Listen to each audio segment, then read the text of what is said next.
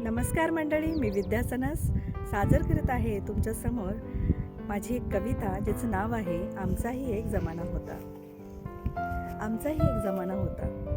आईवडिलांचा मान होता, शिक्षकांचा धाक होता, मायेचा ओलावा होता, आपसात जिव्हाळा होता. शाळेच्या पुस्तकांना मैत्रीचा सुवास होता. शाळेच्या पुस्तकांना मैत्रीचा सुवास होता. बहिणाबाईंच्या कवितांमध्ये आयुष्याचा प्रवास होता. शाळेच्या पुस्तकांना मैत्रीचा सुवास होता. बहिणाबाईंच्या कवितांमध्ये आयुष्याचा प्रवास होता. पुलंच्या धड्यांमध्ये वाचनाचा हव्यास होता. रुमालात बांधलेली भाजी भाकर आमचा महागातला डबा होता.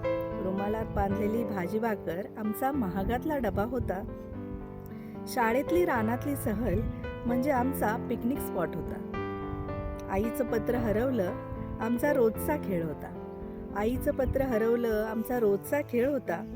मातीत काच लपवून हरवून जाणारा वेळ होता.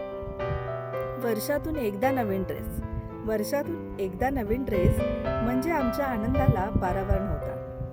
गावची वार्षिक जत्रा म्हणजे आमच्यासाठी आनंद महोत्सव होता. मोठ्यांसाठी मान होता, मैत्रीसाठी सन्मान होता. मोठ्यांसाठी मान होता, मैत्रीसाठी सन्मान होता. लहानांवर जीव होता आणि परिस्थितीचा अनुभव होता. सोशल नेटवर्कशी आमचा संबंध नव्हता.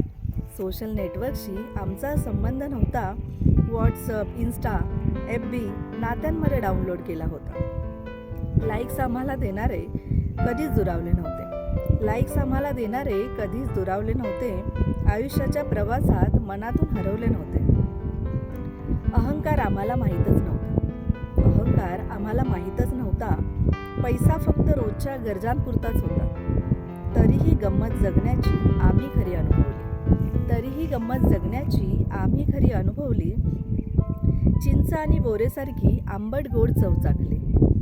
बालपणी तर रामायणातल्या राम लक्ष्मणाला श्रद्धेने हात जोडत होतो. बालपणी तर रामायणातल्या राम लक्ष्मणाला श्रद्धेने हात जोडत होतो. नकळत आम्ही परिपूर्ण असे घडत होतो. वर्तमानाशी तडजोड आम्ही सहजपणे केली. वर्तमानाशी तडजोड आम्ही सहजपणे केली. आमची अर्धवट स्वप्ने आम्ही आमच्या पिलांना दिली. आता त्यांच्या उडण्याने आम्ही आनंदून जातो. आता त्यांच्या उडण्याने आम्ही आनंदून जातो. पंखांमध्ये बळ एकवटून पुन्हा एकदा उभारी घेतो. स्वतःला बघायचा आमचाही एक आईना होता. स्वतःला बघायचा आमचाही एक आईना होता. सुखदुःखेच्या जाणीवेचा आमचाही एक जमाना होता. आमचाही एक जमाना होता. धन्यवाद.